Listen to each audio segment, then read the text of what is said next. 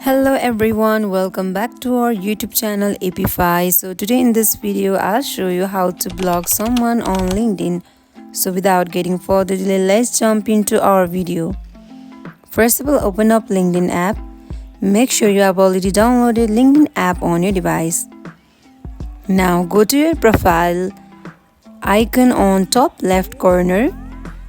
To navigate you to this interface, here click on view profile.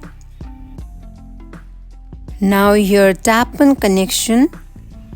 So it will show you the list of connection you have on LinkedIn.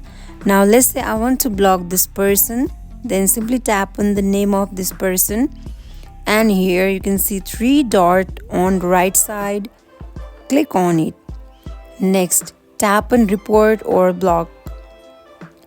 Next, tap on block. Now if you are sure to block that person, tap on block button. So as you can see that you have successfully blocked this person. Now this member won't receive any notification on this action and you have successfully blocked. So this is how you can block someone on LinkedIn app. So that is it for today. If you guys like this video, do not forget to like, comment and subscribe our channel. Thank you for watching.